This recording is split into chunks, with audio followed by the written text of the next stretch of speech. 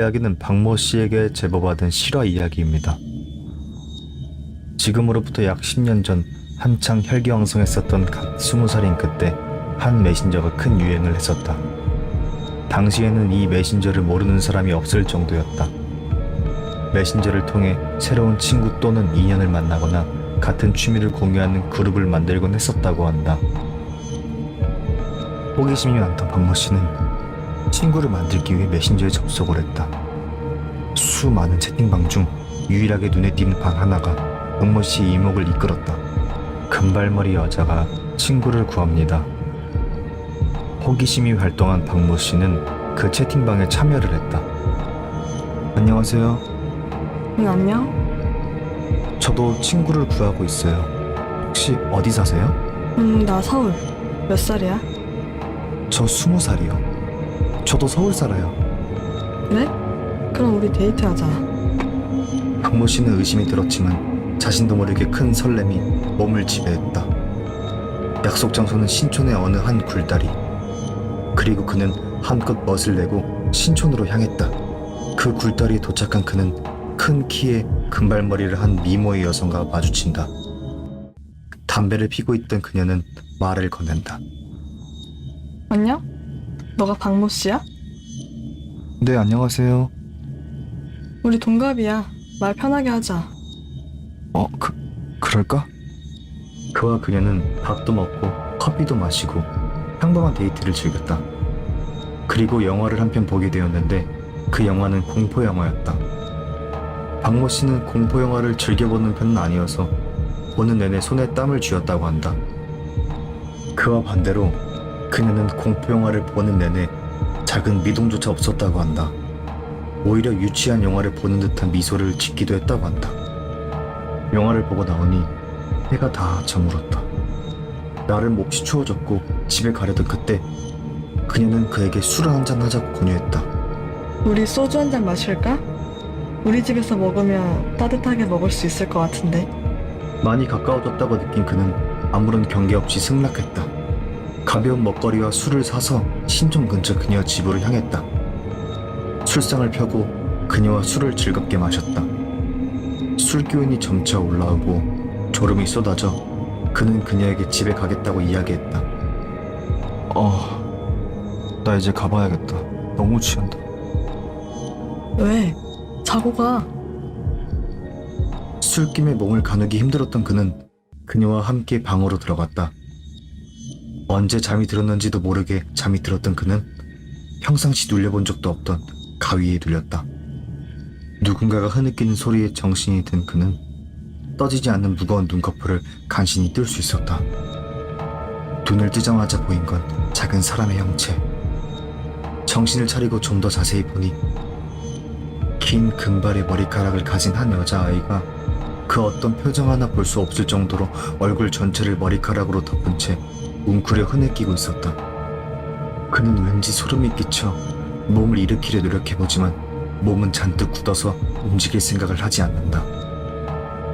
그가 억지로 힘을 주어 움직이려 할 때마다 그 아이는 울음을 멈추고 기괴한 소리를 내며 고개를 남자 쪽으로 돌렸다.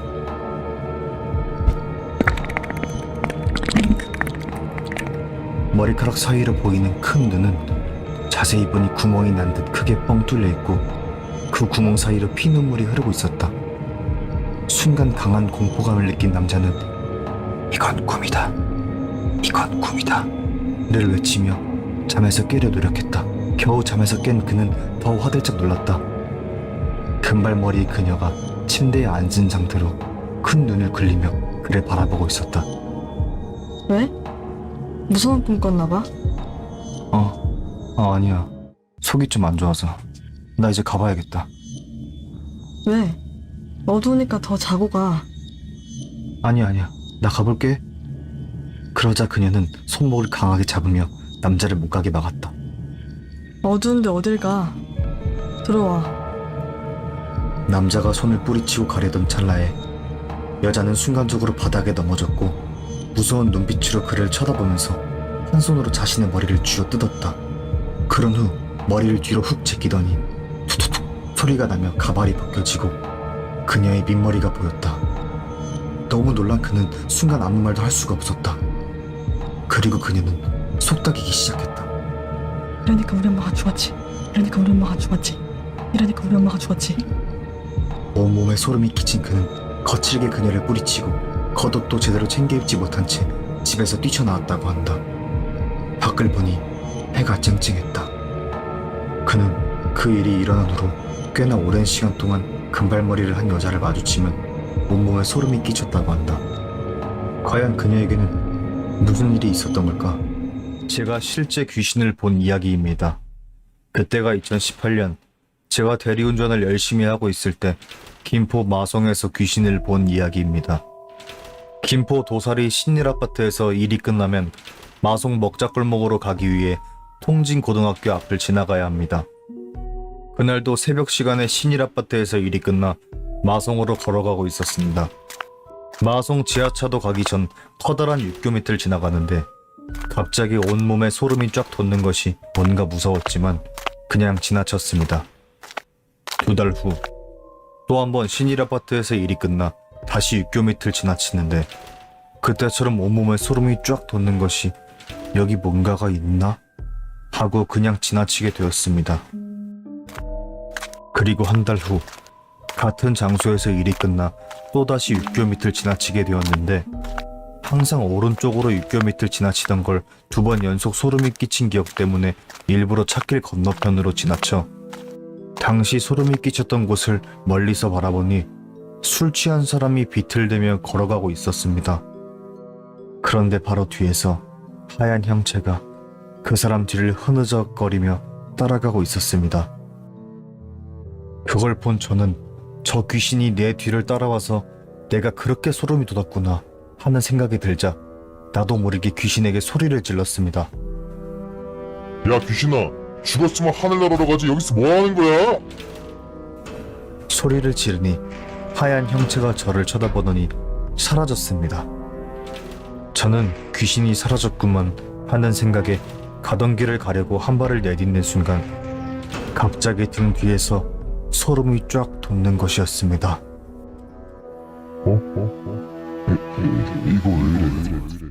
라는 생각으로 뒤를 돌아본 순간 그 형체가 제 바로 뒤에서 저를 바라봤고 마치 달걀 귀신을 떠오르게 하는 눈, 코, 입이 없는 그 얼굴이 제 눈을 쳐다보는 게 느껴졌습니다. 몸은 하얀색으로 마치 그림으로 그린 듯 얇고 크기 있는 사람만 했습니다.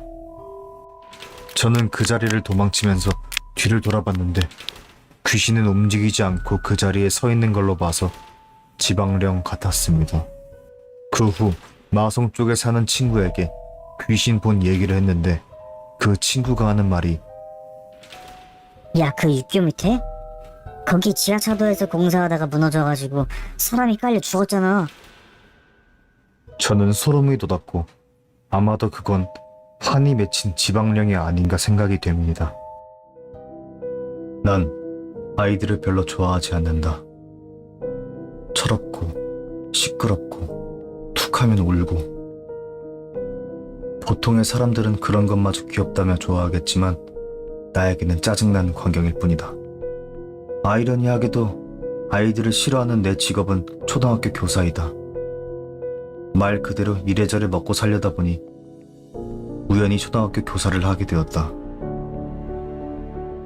아이들을 상대하는 것이 싫긴 하지만 그냥 일이라고 생각하면 오히려 견딜만 하다. 물론 열의는 없기에 아이들에게는 교사로서의 가장 기본적인 의무만을 이행할 뿐이다. 미술 시간, 가족을 주제로 그림을 그리는 시간이었다. 수업 시간 대부분 아이들이 각자 그림을 그리기 때문에 다른 수업보다는 훨씬 편한 과목이다. 계속 앉아만 있을 수 있다면 좋겠지만 아무리 그래도 기본적인 교사로서의 의무는 이행해야 한다. 아이들 사이로 걸어다니면서 아이들이 그리고 있는 것을 둘러본다. 집 앞에 가족들이 나란히 서 있는 모습, 가족과 소풍을 가는 모습, 밥을 먹는 모습.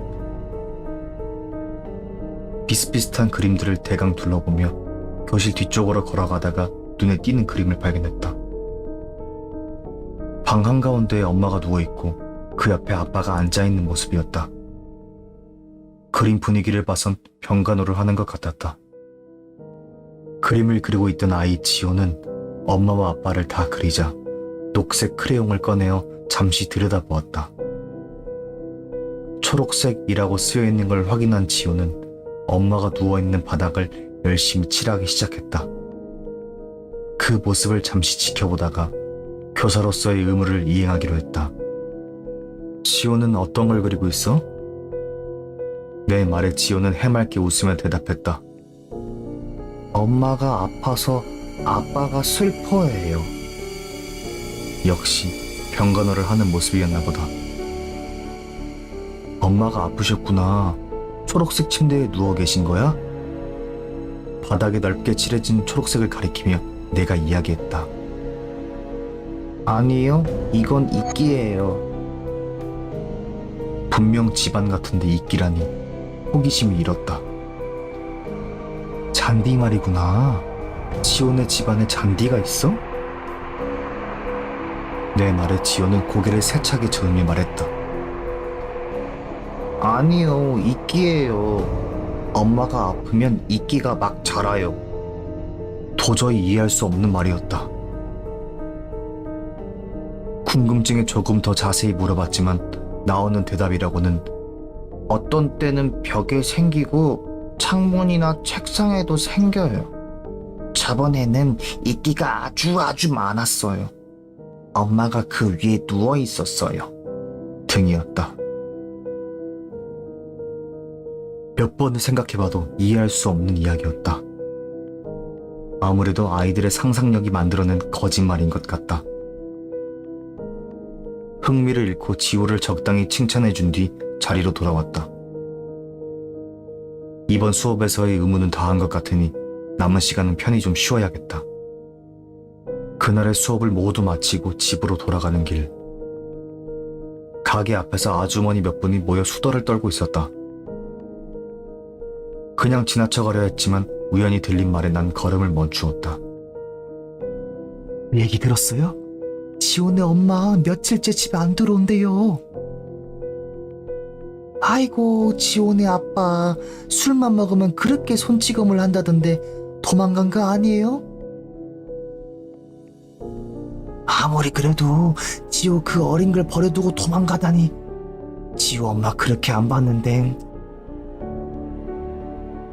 지호의 집 이야기였다.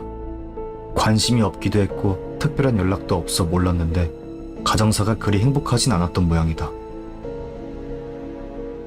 작게 한숨을 쉬며 가정 방문이라도 해야 하나 생각하던 그때 급작스레 떠오른 것이 있었다. 의무감 때문에 훑어보던 아이들의 기록 속에서 지호는 특이한 부분이 하나 있었다. 정록생맹. 지호는 붉은색과 녹색을 구분하지 못한다. 오늘 지호가 그렸던 그림은 상상이나 거짓이 아니었다. 다만 지호가 초록색 이끼라고 생각했던 것은 말라붙어 굳어진 붉은 피였을 것이다. 많은 이들에게 피에로의 무서움을 알려주었던 영화 그것의 모티브가 된 광대살인마 존 웨인 게이시. 1942년 미국에서 태어난 존 웨인 게이시는 겉으로는 정말 좋은 남자였습니다. 성공한 사업가였던 그는 자신이 번 돈을 아낌없이 어려운 이웃에게 베풀었습니다. 불우의 이웃은 물론이고 병원에 입원한 사람들과 고아원에 있는 아이들을 위해 피에로로 분장을 하고 놀아주기도 하면서 자원봉사를 하며 많은 도움을 주었고 항상 인자한 모습과 부드러운 성격으로 사람들에게 매우 평판이 좋았습니다. 그리고 어여쁜 아내와 귀여운 아들, 딸을 두어 이 세상 행복이란 행복은 다 가지고 있어 보였지만 사실 그에게는 숨겨진 비밀이 있었는데요. 알코올 중독자인 아버지에게는 폭력을, 삼촌에게는 성적 학대를 당하며 불우한 어린 생활을 보냈다는 것이었죠. 그래서 그런 것이었을까요? 존 웨인 게이시는 겉보기와는 달리 소름 돋는 이면이 숨겨 있었습니다. 바로 소년을 좋아하는 취향을 가지고 있었던 것입니다. 그는 어린 남자아이를 성추행하였고 그 사건이 알려지게 되면서 많은 이들이 경악을 금치 못했습니다. 1968년 결국 10년형을 선고받게 됩니다. 그 계기로 부인과 이혼을 하게 되면서 가족들과도 영원히 이별을 합니다. 그렇게 모든 것이 끝난 것 같았던 존 웨인 게이시에게 동아줄이 내려오게 됩니다. 모범수라는 이유로 1년 6개월 만에 석방을 하게 된 것이죠. 새 인생을 살게 된 존 웨인 게이시는 식당 주방장을 시작으로 일을 하다가 우연히 민주당의 청소 자원봉사를 하게 되었는데, 이 기회로 부역장이라는 자리에 오르게 되었고, 열심히 활동을 하며 좋은 모습을 보이자 점점 인정을 받게 되었고, 그 후에는 영부인과 만나서 기념 촬영을 하게 되는 영광을 누리게 됩니다. 그리고 다른 여자와 재혼을 하여 새로운 가정을 꾸리며 재기에 성공을 하는 듯 하였지만, 과거의 행실 때문에 그는 여러 소문에 시달리게 되는데요. 그래도 인간관계를 잘 쌓았는지 주변 사람들은 그 소문을 거의 믿지 않습니다. 그러는 와중에 사건이 일어나게 됩니다.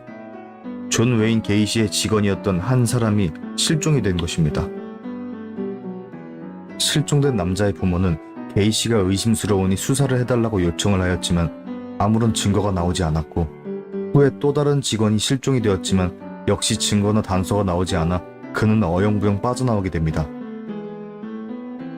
하지만 그의 마지막 희생자이기도 한 로버트 피에스트로 인해 그의 본 모습이 온 세상에 알려지게 됩니다. 15살이었던 로버트 피에스트는 약국에 다녀온다며 나간 후 그대로 실종이 되는데요. 그 소년 부모의 신고로 다녀온다고 했던 약국의 사장과 당시 약국에서 사장과 함께 있었던 존 웨인 게이시가 수사를 받게 됩니다. 그의 자택을 수사하는 와중에 주사기와 수갑은 물론 자신의 것이 아닌 운전면허증과 사이즈가 맞지 않는 옷들이 발견되었고, 집에서 나는 심한 악취들로 인해 더욱 의심을 받았습니다. 그리고 누군가의 신고를 받아 재수사를 하게 되었고, 결국 마루에서 시신들을 발견하게 되죠. 결국 그는 1972년부터 1978년까지 총 33명의 사람들을 죽였으며, 집에 더 이상 시신을 놓을 자리가 없자 강 주변에 유기한 것을 인정하였지만 사람을 죽인 행위에 대해서는 일말의 죄책감을 느끼지 않고, 난 정신적으로 문제가 있다.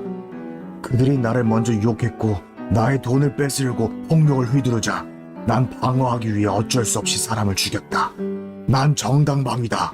라는 어처구니 없는 말을 합니다. 하지만 사실은 달랐습니다. 납치 과정으로는 마약이나 돈으로 소년들을 유인하여 차에 태우고 집으로 데리고 온 뒤 입을 막고 수갑을 채워 성폭행을 하고 잔인하게 살인했던 것입니다. 그 후 사람들은 그가 아이들을 놀아줄 때나 공연을 할 때마다 삐에로 분장을 했던 것을 떠올리며 그를 광대 살인마라고 불렀습니다. 그리고 그는 사형 선고를 받아 1994년 5월 10일 죽기 전 마지막 유언을 하였는데, Kiss me ass 라는 비속어를 사용하여 많은 사람들이 분노하였지만 인과응보라고 하듯이 약물 주사 중에 문제가 생겨 약 30분간 고통에 몸부림치다가 사망했다고 합니다. 여러분들께서는 멕시코 하면 떠오르는 장소가 있으신가요? 관심이 많은 나라이거나 여행을 다녀오신 분들이라면 당연히 멕시코 시티, 과달라하라, 칸쿤 등을 꼽으실 것 같은데요. 그런데 멕시코 수도이자 남미 여행 시 꼭 가본다는 곳 중 하나인 멕시코 시티 근방에 귀신이 출몰하는 유명한 곳이 있다고 합니다. 바로 인형의 섬입니다. 이곳은 소치밀코 생태공원 안에 있는 운하에 위치해 있고 2012년 CNN이 선정한 세계에서 가장 무서운 7대 장소 중 하나라고 합니다.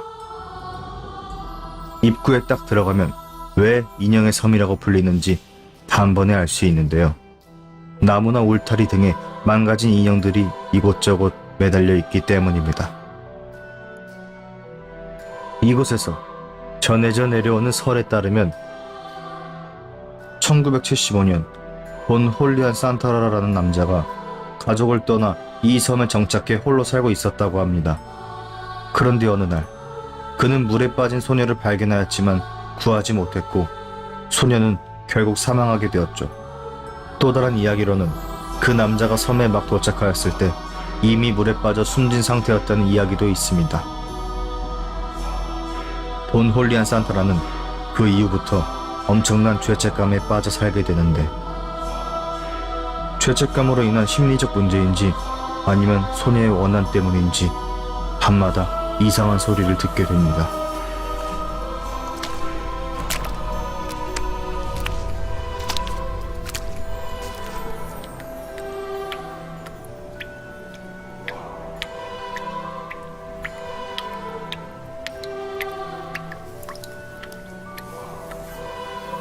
물에 젖은 발이 저벅저벅 걸어오는 소리, 물이 떨어지는 소리, 그뿐만 아니라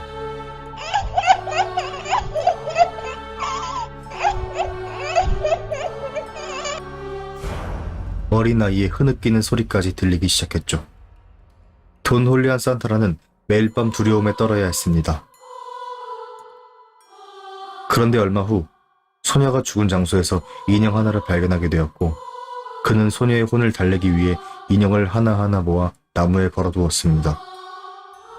그런데도 불구하고 소녀의 울음소리와 발소리가 멈추지 않자 나중에는 소녀를 위로해주는 것과 동시에 원혼에게서 자신을 지키기 위해서 인형이 부식되어도 고치지 않거나 일부러 망가뜨리거나 이미 망가져 있는 인형들 위주로 모아 매달았죠.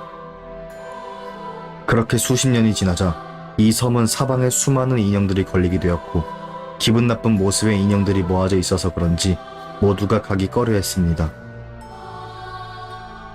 돈 홀리한 산타라는 이런 방식으로 어느 정도 정체 모를 소리를 극복하나 싶었지만 2001년 소녀가 죽었던 장소에서 익사한 채로 발견되었습니다. 아무도 그가 죽은 정확한 이유는 모르지만 죄책감 또는 원인 모를 소리에 못 이겨서 결국 자살했다거나 소녀의 원혼이 결국 그를 데려갔다는 추측만 난무할 뿐이었죠. 아직까지도 그 섬은 그가 매달아 놓은 인형들로 가득하고 현재 무서운 이야기를 좋아하는 사람들이 한 번쯤 찾는 장소가 되었다고 합니다. 저도 한번 가보고 싶네요. 공포를 모르니까 말이죠.